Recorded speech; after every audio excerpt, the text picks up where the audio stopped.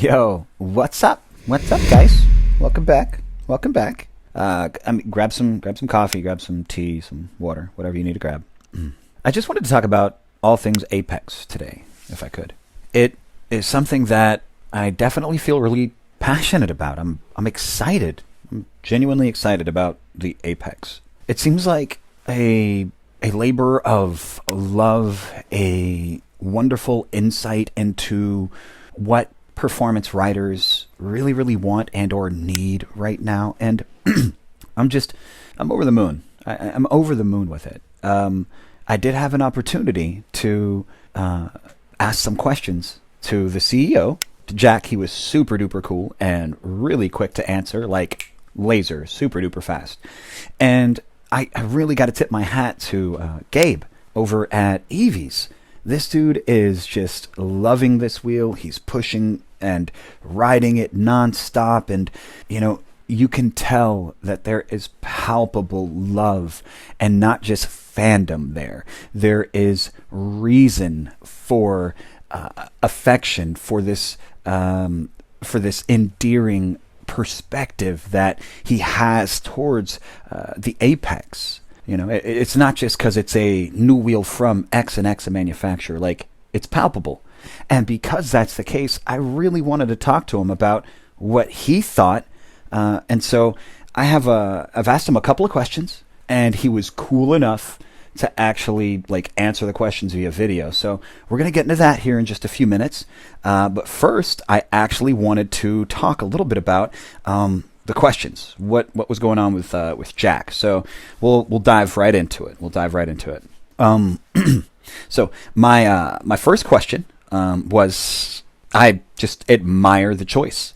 A lot of people don't, but I admire the choice to have no trolley handle or seat option right away, at least.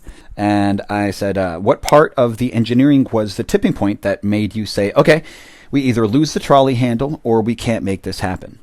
And his very quick and very straight to the point response was, on top of the reasons already provided, we knew that if we wanted to make one, it had to be good. There's not a point of making one just so it satisfies the purpose. So, given the space that was allowed, it doesn't look like he felt like it was possible to make a good trolley handle. And so, why even step into the foray? What do you guys think? What do you guys think about the choice to not have the trolley handle of the seat? Do you feel like the reason listed and provided justifies the choice to not have a seat or a trolley handle out the gate? How many of you see yourself using a trolley handle when you're on the trail? I mean, is it a deal breaker for you? Number two, this was a controversial sort of topic because of my last video, but who all did you ask about the wheel? This is not for controversy. I just want to know whose opinions you valued such that they would make it into your reached out list, quote unquote. Like, why wasn't I on the list of people? I'm not mad, but what qualified someone to be worthy of the honor to have that input? And he said, it's hard to quantify. This was his response. It's hard to quantify since a lot of it comes from just looking at the community online, but we've definitely had key opinion leaders like Albert, Adam, Mike Leahy help in the early stages. So there you go. From Mr. Wrong Way, who's, we all know is a very, very talented rider, backwards, forwards, upstairs, downstairs, backwards, frontwards, twisting, turning, jumping, all that fun stuff. Albert, a technical marvel of 2 cells, 1 pack. And then Mike Leahy, we all know him as the biggest sender on the planet. It's between, he and Fan Thomas, they kind of go back and forth in a fun kind of way on who's doing the extreme things. But Mike Leahy's a bad man, a jammer, man. So that's pretty cool to know that he had input in the early stages. And then generally just kind of surveying the community online. That makes sense to me. That makes sense. And the wheel does seem like a logical response given those things. So this, my number 3, my third question, it was more of a novelty question. But what is the exact idea you had in mind when creating this wheel? Like, what would be the dream ride of the Apex? Like street and stairs into a trail, uphill through the muddy rocks, down a single track? I don't know if he completely got exactly what I was saying. And I didn't want to waste this time trying to like dig. But I was looking for what would be the dream ride of the Apex. And, like what ride was it designed for? And, in the most extreme of circumstances. And I feel like, I didn't ask this to Gabe, but Gabe of EVs, he really places this in the riding footage that we have coming up. He just kind of nails it, the dream scenario for this particular wheel. But the response that I got from Jack was, the idea is that it would be a great off-roader, but also reduce the amount of wheels people had to buy. One wheel does it all. No need for a track wheel, then an off-road wheel. So he provided more of the use case scenario. Again, that this is going to be a very able off-road wheel, and because of the height adjustability and the more than capable power plant, it's going to be an amazing track wheel. And everything in between. That's absolutely going to be the situation. So really, I think there is that any ride that you dream up is the best case ride scenario for the Apex. You can dial it in to such a degree, as I understand it, via the height, suspension, firmware settings, that you will end up at a wheel very, very, very specific to your need. One wheel that, if you hopped on somebody else's Apex, it would not feel like yours. It would feel like a very foreign wheel, and that's because it's going to be suited to every single person's very particular needs. And in order to keep it kind of, I didn't want to soak up all of his time, so I stopped at 4. 4 questions. And the 4th question is perhaps the most important question. And I want to know what you guys think about question number 4. I said, what's the warranty going to be like for the Apex? Will iterative components be given to early adopters? That's my last question. And this is really important to me because I've seen wheels that come out and then there's little upgrades made to them that not only make them perform better, but ultimately just make them safer, make them last longer. And when that happens, instead of people oftentimes getting an upgrade from the manufacturer via distributor or whatever purchase route they took, you're just kind of left out in the cold. And the iterative upgrades end up adding up to a new wheel, a 1, 2, 3, 4 wheel, or an S Pro Plus Max wheel. There's just any number of ways that this gets done, and to me, that is a disservice to the community. I did see this done once the right way, a really, really, really right way, and that was from eWheels with regard to a Sherman S that was purchased from my good friend Aaron. And he had purchased the Sherman S, and he purchased it early adopter. And it had a janky little plastic trolley handle at first and some different pedals. And when it was finally upgraded, because it was upgraded pretty quickly, like a 1.1 version or like a 1.2 version, something like that. So there were some upgraded pedals.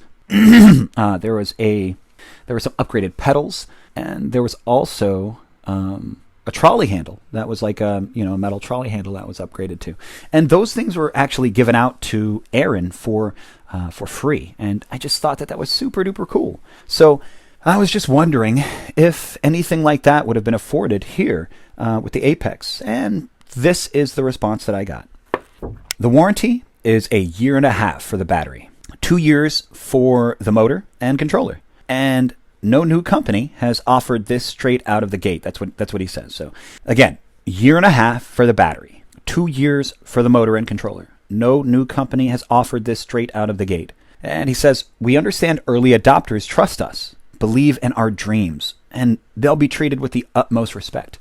So I love the idea of the warranty, the 1.5 years on the battery and the 2 years on the motor. These things make sense to me. I like that motor and controller warranty, and it's I don't know if it is true because I wasn't here for like the launching of InMotion or Bagode or the Leaper. I wasn't here for the first wheels of those companies necessarily, but I had to inquire further. The iterative upgrade thing, like if you come up with a motherboard that is safer with 2 more MOSFETs, do early adopters get the upgrade? Like, for instance, the T4 Pro is really just a safer T4. The extra MOSFETs don't necessarily give you more speed per se. It just makes you more stable and safety under load. So I feel like Begode is maybe double dipping where they could be supporting early adopters. Begode's doing different things, though. I'm going to tell you, there's some, like, you know, every single one of these companies, just as an aside, is doing things good and doing things probably not in the best ways that they can. Begode is doing good things right now. Begode has been doing good things. Do they do bad things? Yes. Does InMotion? Yes. Does Kingsong? Oh boy, we know the answer. Yes. But they've done good things also, right? So you got to understand that while there is bad and good, or sorry, there's bad with some of these companies, I'm going to call it straight and say, yeah, this is kind of bad. This is poopy. That doesn't mean that the entire entity is bad. It's a very short-sighted sort of perspective.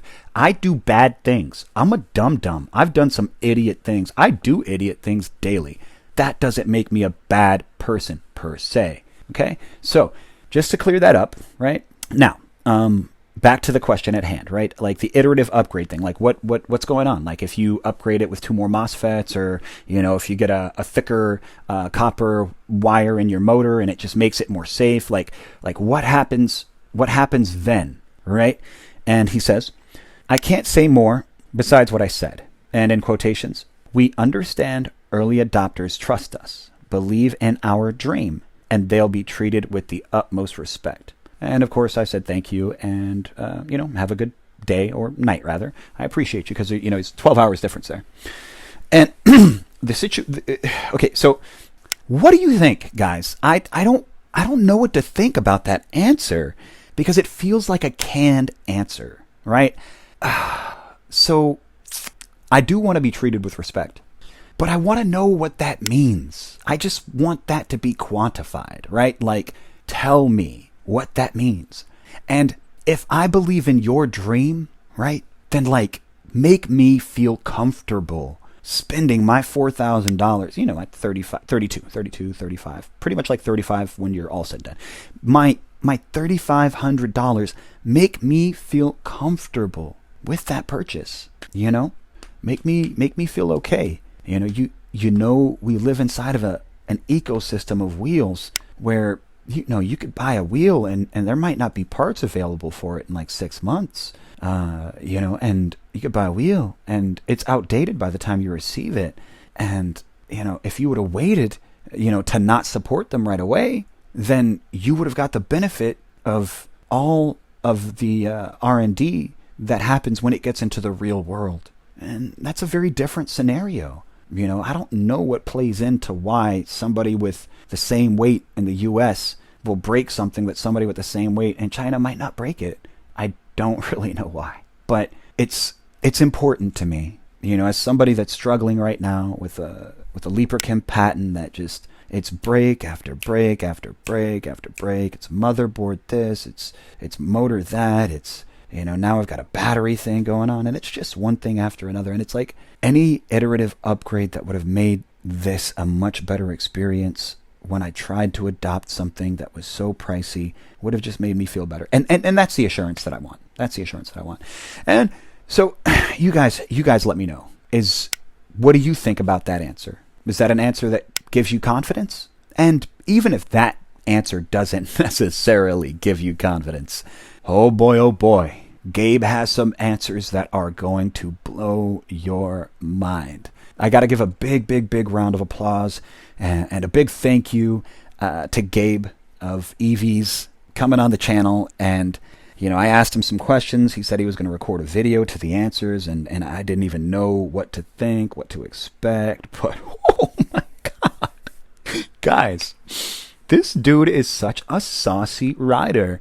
If you understand what those trails mean, what these routes that he's on mean, what those drops mean when it's wet the way that it is, I mean, or at least the way that it looks, it definitely looks like there's significant condensation like on the ground. And he just handles like a freaking, it's amazing, bro. He's so good, so good. If you guys haven't yet already subscribed over there at EVs, to see more of what Gabe does and how he does it, and experience his wonderful, like, kind, like, just perfectly centered, sweet personality. I mean, he's a great dude. He's a great dude. And, I haven't always agreed with some of the stuff that he's reviewed or said or whatever, and I'm a smarky little dirtbag sometimes, but he is always just super duper cool and even. And, yeah, guys, so join me in welcoming Gabe from Eevees here. And what I'll do is I'm going to read off the question and kind of what inspired the question, and then we'll do some answer from Gabe, and you'll see him ripping and riding while he answers. I mean, he's a boss. So my first question for Gabe was because he watched the video that I did, and if you haven't seen that video, check it out right here. The video that I did about EUCs and the elements, and I asked him, which element do you think? Which element would you say the NOSFET APEX embodies, and why? That's what I meant. The NOSFET APEX embodies and why. And oh my God, like, guys. So in that video, I talked about Bagode being fire. I talked about the Leaperkin being earth, In Motion being water, and then King Song being air. And just there's philosophical reasons behind design that I believe that each of those companies just falls into, and that's why I selected those elements. And so I was just really curious, like, from an enthusiast perspective, like, what elements does this wheel embody? And oh my God, guys, like, check it out. Hey Johnny, thanks for inviting me into your video to talk about the Apex. He's written me some questions to answer, so here we go. And, like, what better way to talk about the Apex than do it while riding it? So, question number one, which element do you think the Apex falls under? So, a while ago you did this video where you talked about the different brands and their elements. I think Bagode was fire, King Song air, Leaperkin earth, and In Motion water. So the Apex clearly has roots with Leaperkin, build quality, manufacturing parts, all Leaperkin rooted. But I think there's some elements of air coming through too. It's the guy that makes the S22, S18 on the team, making the linkage. But then again, like, this wheel and just like the way that it maneuvers and stuff is so nice and flowy and nimble, almost like water, but has like a little bit of the punch like fire. So I don't know, maybe this is the avatar of wheels, a little bit of everything. But no, I think if I were to decide on a single element for it, I think either air or earth. There's roots with earth, but with a little bit of everything else. So ow, wow, I just splattered dirt right in my face. Normally I do this feature, but it's kind of moist right now. Don't want to slip. Let's see how slippery this is. That wouldn't be that bad. Oh well, maybe next time. I don't know, it's hard to say. But I'm just going to lean towards earth with other elemental aspects. Alright. And my next question, it's just because I'm excited, man. I was excited about the idea of a passion project, not some like reactionary wheel or some wheel that's trying to chase, more money or, it feels like there's so many wheels that are they're just money grabs. They don't feel like they're genuinely being made for like a person. They feel like they're being made to, I don't know, man. It's like made to fit a spec, a stat sheet, and it just, or to bottom out the price, or I don't really understand what's happening with these wheels these days. But being excited about the NOSFET APEX as a passion project, I wanted to see if he could quantify the points of passion about it. The things that are really close to the heart of its creation. Like, and as a user, does it come through? And can he give a subjective reference point and an objective reference point as well? And boy, oh boy, I mean, on top of the killer riding, again, I know I keep on harping, but on top of the killer riding, like, this is what he had to say. Question 2. Passion. I'll start with subjective observations on how much passion you can see in this wheel's development. When you're both like handling this wheel, using all its features, and riding it, of course, you can see that a lot of thought was put in mind to what the rider would want. The ergonomic front handlebar, kickstand folds up, might guard the brakes off, and more so, I've been working on this wheel lately because I needed to switch out the linkage to the upgraded version. And working on this thing is a piece of cake. Every structural bolt is the same bolt, and the only two tools you need are 5mm hex and 3mm hex. I think it's fair to say this was made by people who work on wheels and have seen the folly of wheels that are a pain in the ass to work on. Objectively, passion-wise, you can see the passion from the company coming through in their dedication to quality control and just making sure they deliver a really good first batch product instead of just releasing something mediocre with a lot of issues and then fixing it in future batches. So you know how the 6 prototype sent out had early versions of the linkage with softer metal, and that all the production models would be replaced with the black hardened linkages. Now, to test the linkages and to make sure there aren't any faults, Jack rode the wheel off a 1.2 meter drop 250 times. And after that, visually, there was no damage. That's just like a show of passion to sacrifice your body for the sake of good quality control. But furthermore, after that test, just to be sure that the linkage was fine, they sent it to a lab to be analyzed. When the lab came back and told them that there were actually some hidden faults in the linkage, NOSFET is scrapping every linkage in their production models to be reproduced with an upgraded version, an upgraded version. So if that's not passion, I don't know what is.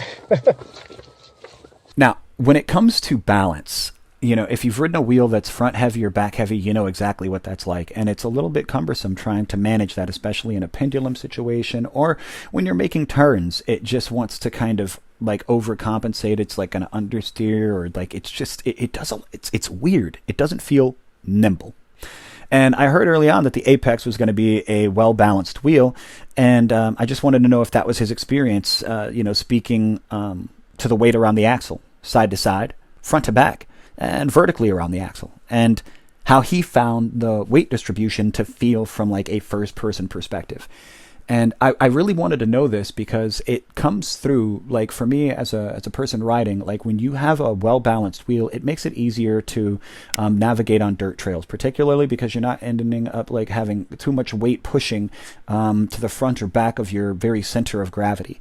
And I know that it's a nuance that's kind of hard to pick, but I promise you, when you're on a balanced wheel, you're able to hit those turns in a much more tight, methodical way. And so for me, it's critical that it be a balanced wheel. And, this is what Gabe had to say.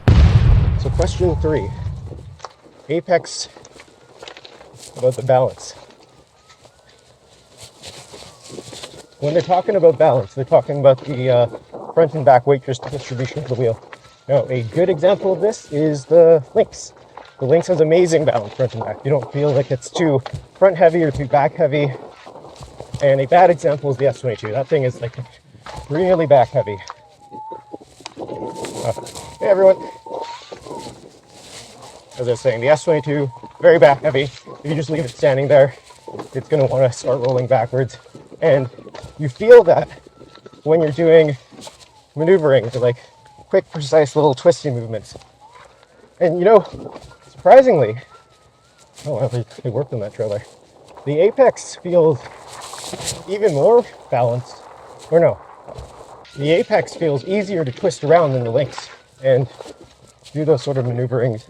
I don't know if you guys have seen my EV's review video, but one of our riders, Sil, just kept commenting on how nimble the wheel is, and I think that's the reason why it's super impressive because on the Lynx, it's pretty easy to make a balanced wheel because there's no suspension linkage taking up the back portion. So you just have two suspension rods and then equal weight of batteries in the front and the back. With the wheel with a linkage, I missed the fun bit. That's okay. No, I'm gonna go back and do it.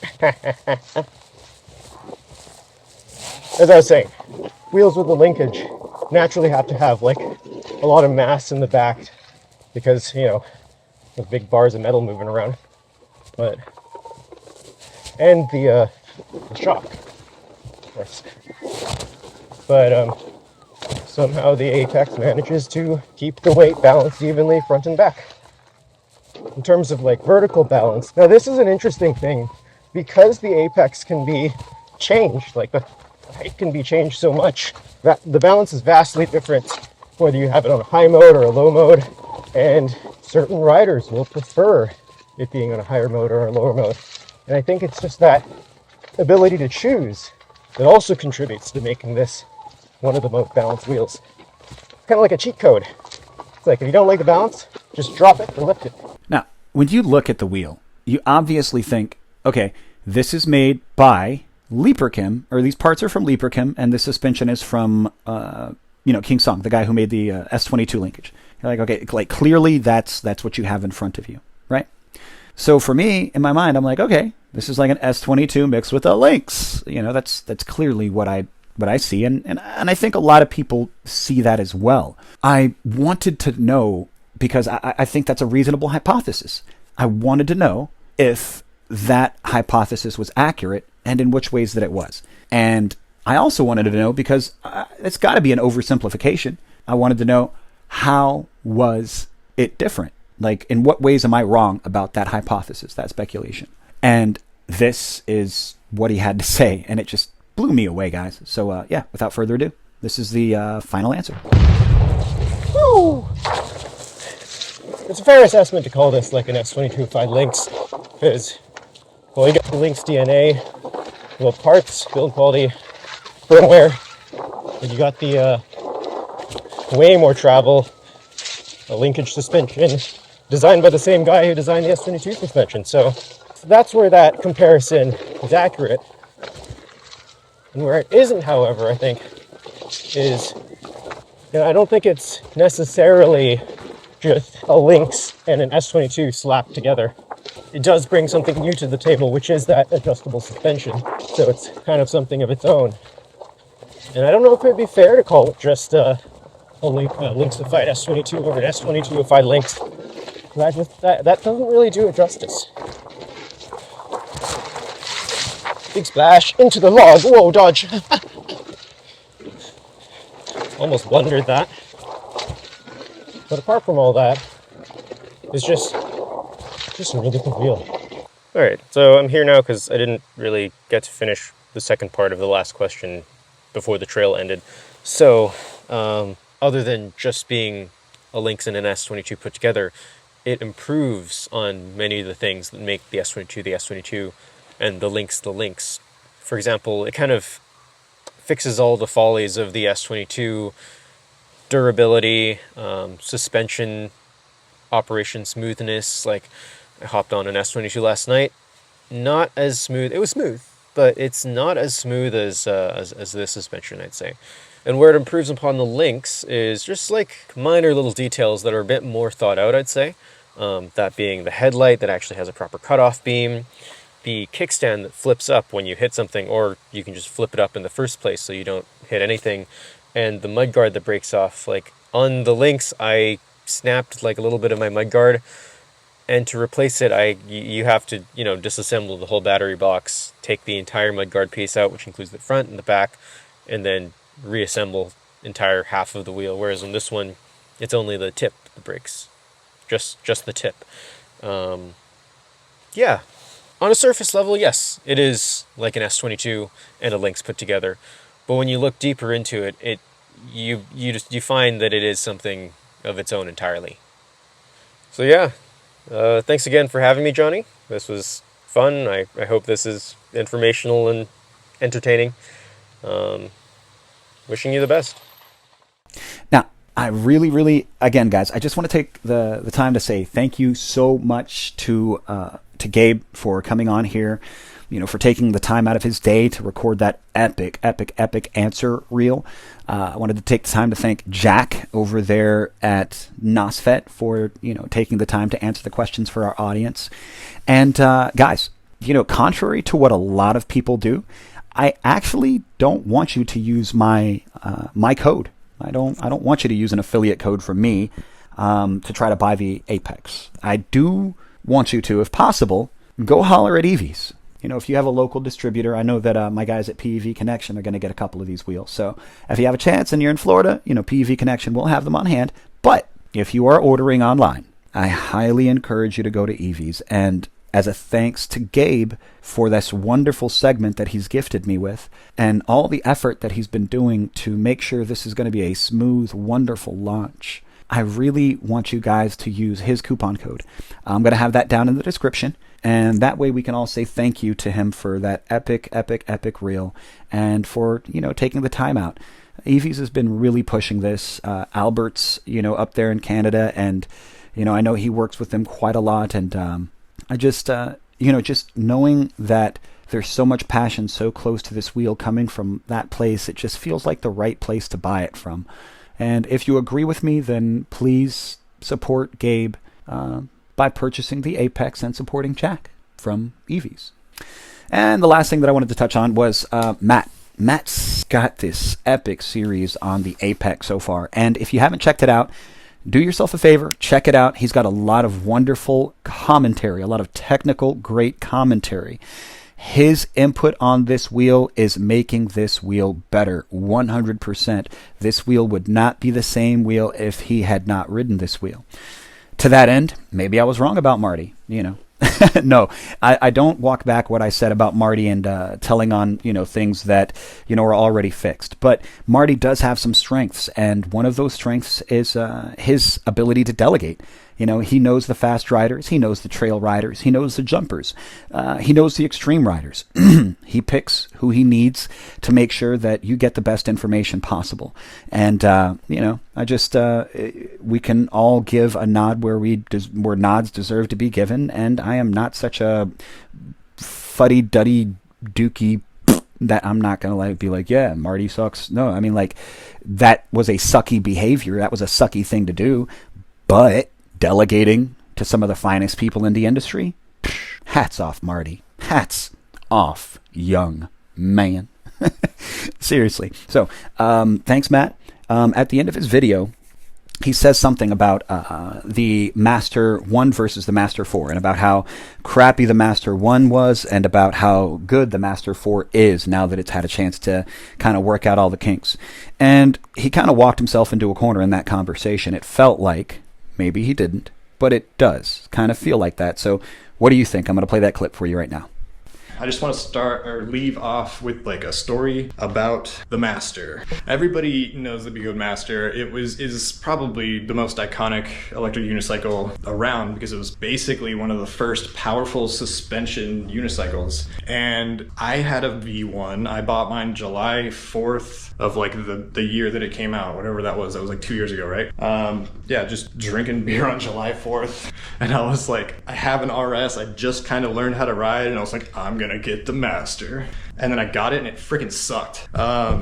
Mine overheated. I was on a ride with 2 other Masters, maybe 3, and mine was the only one that was overheating. I don't know why, but yeah, mine overheated until I got a new control board for it. And let's see, the firmware was terrible in the beginning. It was unusable at the jump park, 100%, and it was really freaking weird in the turns. So I bought the Master July 4th, but before I had received it, because you don't get it until freaking September or something, somebody actually sold me their King Song S22. And so I was able to ride that for months before I even got the wheel that I had bought first. And so the King Song pedals were freaking awesome in the turns and everything. As soon as I got on the Begode, I just couldn't ride it. I basically just put it away until race season because I knew at the races, we were doing an uphill race and the S22 is not going to do well there. So That's when I started actually riding the Master, was to be able to compete in the races. And that's the only thing I ever used it for. As soon as those races were done that year, I never rode it again, and then I sold it. But if you know the story of the Master, it's one of the most popular EUCs. Everybody's probably ridden one. If not, you've seen one, or like somebody around you has one. Like, the Master is so incredibly iconic. And now you can buy the V4 Master and everything's freaking perfect. And there you go. What you're getting here, the NOSFET APEX is not a V1 Master. Nowhere near it. You're getting, like, I can't even quantify it. It's gotta be at least, at the very least, easily like 10 times greater than the Master was on launch. And the Master I paid $3,200 for. I probably put like 200 miles on it, and I just never enjoyed it. The Apex, I have been, when I had it, it was so good the first 2 days that I was like breaking my back trying to get that thing to feel like that again. It was so good. The pedals still, it needs some work. You can get lucky sometimes and get a good calibration that sticks, and if you do, I would suggest that you just deal with any little pedal inefficiencies, because if you start trying to chase a perfect calibration, it just takes you all day and you never really get anywhere closer. But yeah, if you could take anything away from this, I think there's 3 things that they need to change. I think 2 of them super easy. Even if they don't change it, the community afterward will. The 3rd thing, firmware, I don't know how to change that. I don't know how to fix it. I don't know if the IMU is really crap and we need a new control board. I don't know. But yeah, that's all I really have to say about the Apex. Other than that, it's freaking amazing. At least 10 times better than the Master for only $300 more at launch. Why is that not like so simple to understand? But yeah, it has problems and I'm gonna be hard on it. It's the only pre-production wheel I've ever had access to, and if we can make it better before it hits launch, that's what I want. So you seen that, you heard that, what he said, and I just wanted to like add my 2 cents to kind of interpret that, because I don't think it comes across as the positive that it was intended. Matt is being pragmatic about this wheel. He's not sugarcoating things. He's doing it in an honest and intent sort of way, being very pragmatic. The Apex in its pre-production state has the capacity, without zero input, and this is any wheel, with zero input, without any extra riders, without fast forwarding through time with a cadre of riders and testers, you're not going to arrive at a refined product. This is a true statement. With the Master, we didn't get that cadre of testers out the gate right away. The NOSFET has done a very good job of selecting some of the finest riders who have access to some of the, well, and again, this is, Marty and his delegation. I will definitely tip his hat with the Matt selection, but, Gabe has been another epic rider and supporter of the NOSFET, and I just love what he's doing. But the Apex would have the potential to be a janky thing if it had not been pressure tested through all of these ways, and they had not had, people, communicating back and forward, and, doing this in a very transparent fashion. What I think he was trying to say is that, as long as they keep on being diligent the way that they are, you genuinely have the potential to receive a version 4 wheel out the gate. A refined wheel that is an accelerated generation without ever touching without a generation 1 ever touching your hands. I don't know if that makes sense. But that's kind of what I think he's getting at, is that, through this series of testing, this battery of work, and if they listen and follow through, which it looks like it at every phase they are, you're going to end up with a version 4 wheel. And to me, that's pretty awesome, guys. And anyway, I just wanted to say thank you to every single person that supports what it is that I'm trying to do here. And, I, again, just thank you. I mean, you do anything, be anywhere right now, and you're here, and we're talking about electric unicycles, and gosh, it's awesome. So if you haven't yet subscribed over at EVs, do so. Big shout out to all of the people who sponsor what I do and support me through gear or electric unicycles to demo, ride, whatever. PEV Connection, E-Rides, Rockin' Dat Wear, Lazy Rolling, Alien Rides has been a supporter here and there, E-Wheels. Even Begode has been a supporter of my channel. In Motion has been a supporter of my channel. So my gratitude goes out to all current and former supporters of my channel, because even if your support stops, my love does not. And that's just the way it is. Y'all have a wonderful day. Enjoy your holidays. And, whatever you do, whoever you love, just love big. Love big. We'll talk to you soon, guys. Later. Hey there, guys. We saw some of those down at Santos one day. So I don't know how you guys do that. Well, the first step to doing that at Santos is volunteering on the trails. That's the first step. And then after that, it's just balancing. It's like, I see people do stuff on the bicycles, and it's like, I just never really was able to do the things that they can do, like with the tail whips and stuff. And I mean, I ain't never been super duper unathletic, but bicycling just wasn't my mode. It just didn't speak to me. And in fact, nothing spoke to me until 3 years ago, and then I put down alcohol because I couldn't balance and drink alcohol at the same time. That was a good decision. But, well, y'all have a lovely day. It just so happened that my camera was rolling at the same time that we're here. I have a YouTube channel. Would you mind if that segment was included? If not, then I'll cut that whole segment out. It's just fine with us. It don't matter. Alrighty, guys. They're going to have a hard time finding me in witness protection anyhow. Oh man, He used to weigh 400 pounds. So yeah. That's like being a personal trainer. That's the most important muscle for healthy aging, is that humor muscle. As long as you can keep on working that laugh muscle, you gonna do all right. Have a great day, guys. I can't tell from your humor. I've met older 16-year-olds. How about that? There you go. Have a good day, guys. Take care, guys. Yep. That was cool, yeah. All right. Oh man. When I saw the bat house, oh shit, I've been here. So you